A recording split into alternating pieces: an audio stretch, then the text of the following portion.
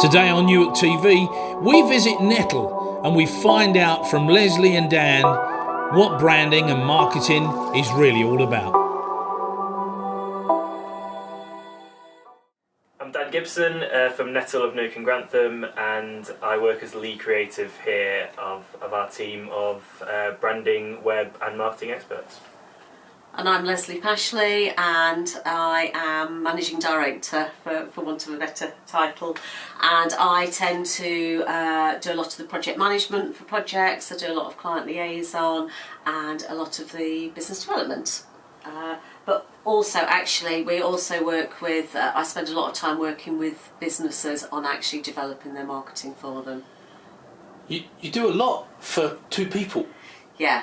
Tell us about that. How obviously you set it up, Lesley, yeah? Am I right in saying that? Yeah. You set the business up. How long ago was that? Yeah, so it's a combination of things. So we set up the business about 20 years ago. It was under, we had two separate businesses. One was called Redline, and that was a marketing company. That was based on Friary Road in Newark. We then opened a printing.com business, and about 8 years ago we merged the two together and it rebranded to Nettl, partly because by the nature of the name printing.com, lots of people just thought we just did print, and actually we did far more.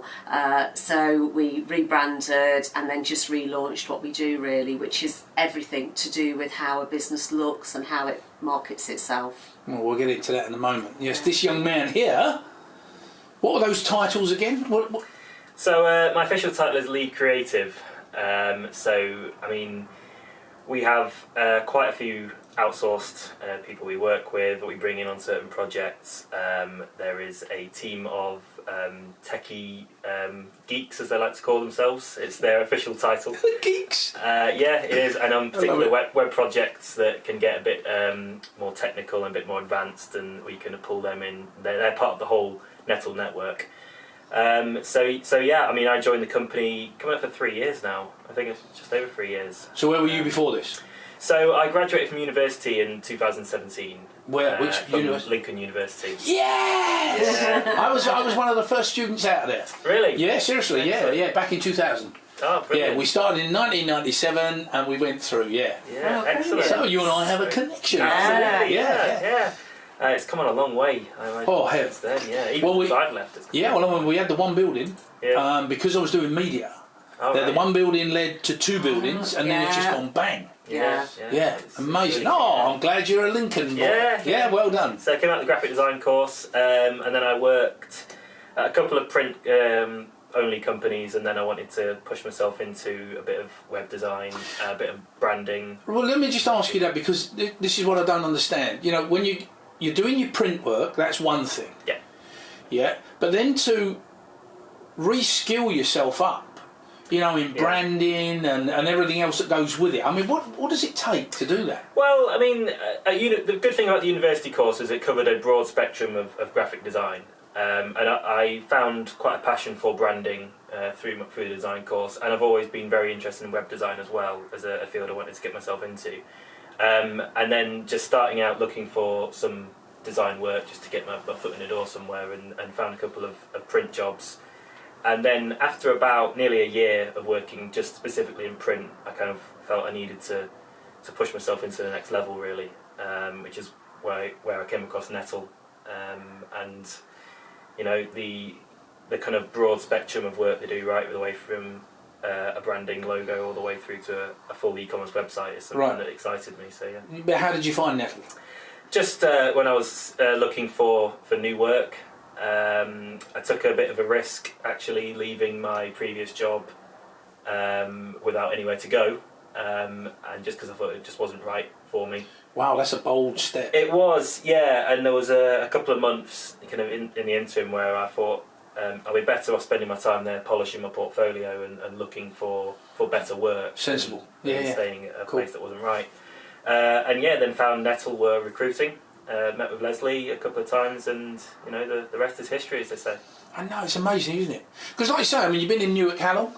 Oh, 20 years. And that's a fair time, isn't it? Yeah. And you're right. You know, when you talk about the good old days, as we say, printing.com. That was it. That's what we all Everybody knew you for. knew us Yeah, as. exactly. Yes, yeah. Because one of the things that was very, very confusing was when we saw Nettl. Yes.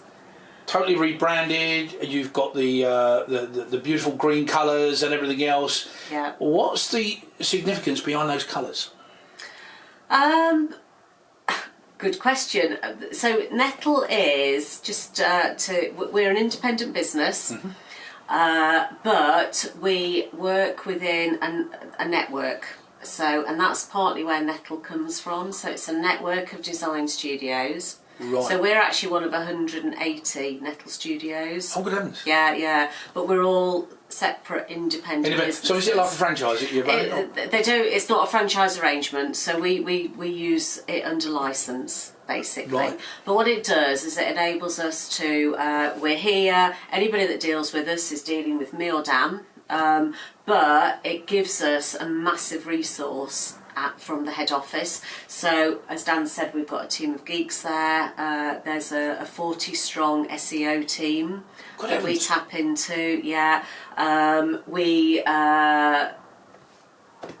use, I'm just trying to think of the other services that we might do. The prints, a lot of the prints done there. But again, what that enables us to do is to sell print really cost effectively. So, because 180 studios are feeding in to a print facility, so it just means that we keep our prices really low for good quality print. Yeah, see that. The thing for me is, you've probably heard of United Print. Yes, yeah. I mean, they were, and I'm going back a good 10 years. They were my go-to. Yeah. Because outsourcing to abroad and bringing it in was so cheap. Yeah. How did you guys, match that? Well, everything's always printed. Has been printed in the UK, so we don't print abroad at all. Oh, right. So the majority of it's printed in Manchester, which is obviously has a history of the print industry, doesn't it? With the newspapers, and we'll never. You can always find somebody that'll be cheaper, as we know, but I don't think you'll find anybody with the same quality for what we sell at, do you? I mean, we can sell 500 business cards, they're £47, and the quality's excellent, Well, so that's nothing. No, exactly. I think there's a slight perception that perhaps we're expensive, and or we might be expensive. It's that name. And we're not. Nettl. Yeah, exactly. I'm going to sting you. No, we're not. We're not. And we're not. No. Absolutely, we're not. So, and websites, for example, we start at about $599 for a website. Really? Yeah. I mean, we can go through to thousands. Well, let's just talk about the website at the moment then. So, I come to you and I say, I need a website. Yeah. What are you going to say to me? Well, I mean, the first thing we always like to ask when we're talking about website projects is what the website needs to do for you. Because it's all well and good having a website, but if it's serving no purpose to your business, then it is pretty useless. So, that could be from generating leads, through to selling online for some e-commerce sites, or it could just be an extra portfolio point that you might just want to showcase your work and be able to refer people to at networking events and such, like that's your mainstream of clients. So we try to get to the crux of what a business owner is wanting to get from the site, the most successful websites are the ones that are used as an employee of the company, really, and it does a job 24/7, bringing in new leads and generating. That's an interesting term, though, isn't it? An employee. Yeah. Never thought of it that way. Yeah. That's very clever. Yeah. Absolutely, yeah, because it is running around the clock, and you have a shop window online to the whole world, really, and that's where we come in with SEO work, and if you want to tap into Google AdWords as well, to help you get found for the people that you want to be doing business with. That's basically our starting point of where we kind of get an idea of what we want to be doing with it and what it wants to do for the business. Right. What am I going to get for £500 or £600? What would I get for that? So £600, you probably get a 2-3 page website. Yeah. It's the low end of the website. It's basically a presence and a brochure site. But for a lot of businesses, that's all they want. Through to thousands if they want a full e-commerce site. But I think as well, we always say that people need to invest in their websites. Like you say, it's the window, isn't it, to the business? Absolutely. Front door. Yeah. It is, yeah. Especially now with web the way it is. Yeah. And even if you don't sell online, people will quite often refer to your site just to get a perception of you as a business, as to whether they want to work with you or not. So it's vital to a business. Yeah. But it's also about being found. So again, a lot of work we do now, particularly obviously in the last year or so, we do a lot more work to do with how you get found. So that can be about the copy that's in your website. It can be about basic SEO, things that you need to implement on your website. We do AdWords if people want to get a much quicker response. So PR, anything really to raise awareness and help that website get found. So let me ask you one question with regards to SEO. What does it stand for? Search engine optimization. Oh, there was a slight look there. Did you see where it was? No, I wasn't sure if Dan was going to answer the question. Yeah. But what does it actually mean, those three words? It's basically optimizing your site for a search engine. So search engines like Google, Yahoo, Bing, what have you, they like your site to be presented in a certain way.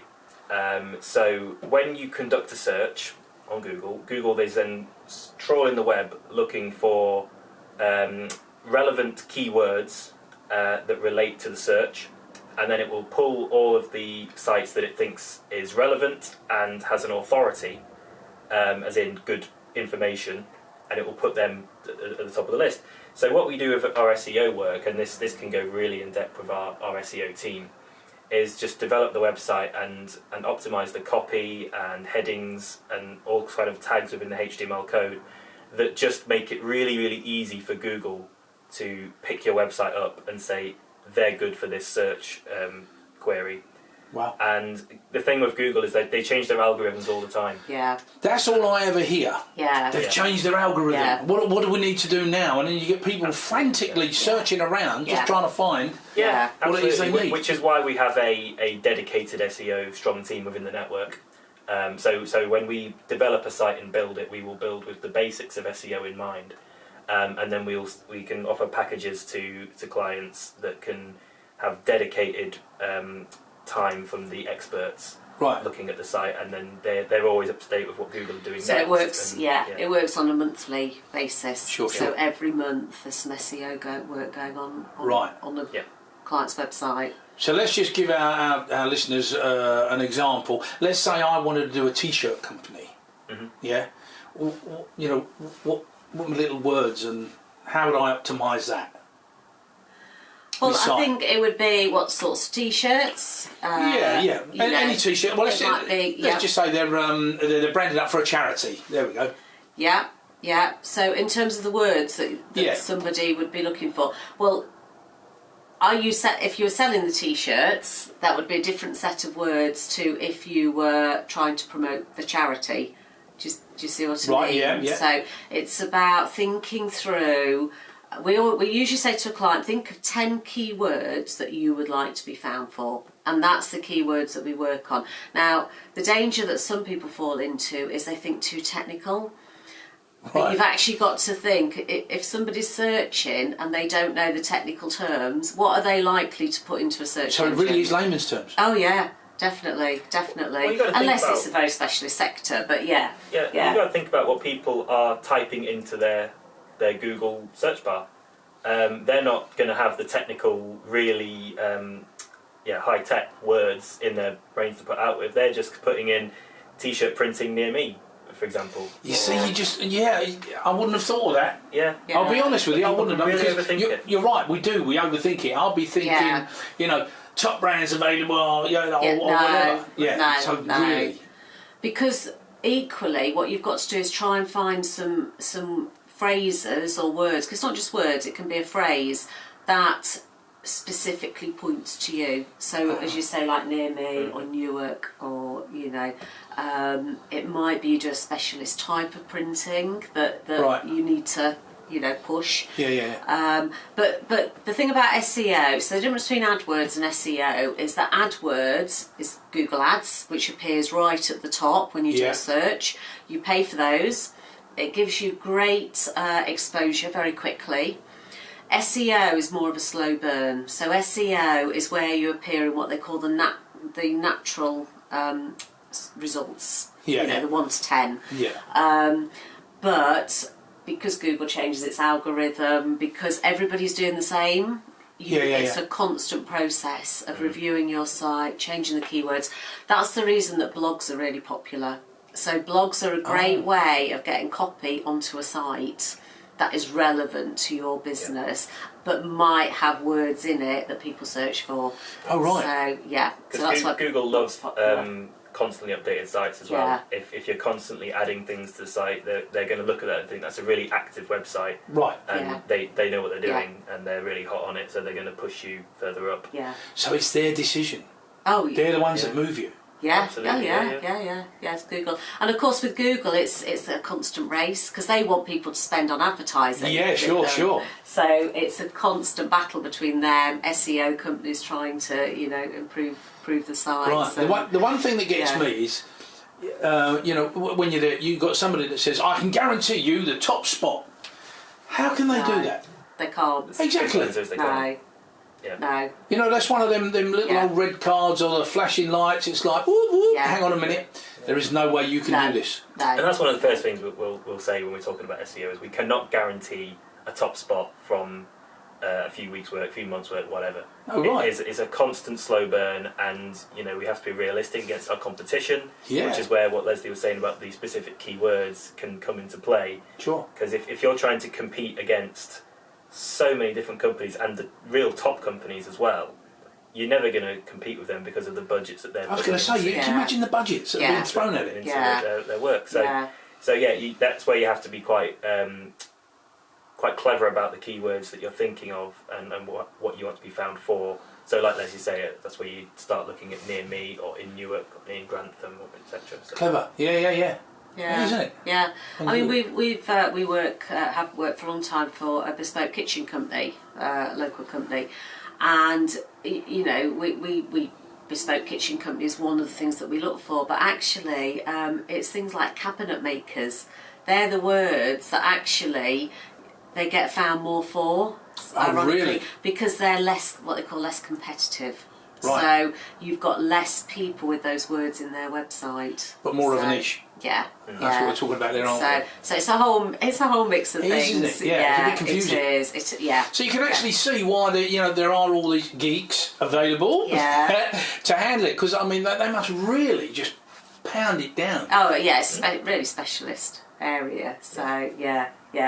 And we're the end that helps implement it, but then it gets done by specialist teams. Right. Yeah. So we'll always provide the best service for the client. So if we can't physically do that in house, then we find the best person that can do it for the client. Right. So see, that's always good to know, isn't it? Really? Yeah. Next time, Lesley and Dan talk to us about other products that they provide. If you'd like to be featured on Newark TV, why not drop us a line on info@newark-tv.co.uk. Oh, and don't forget, hit the subscribe button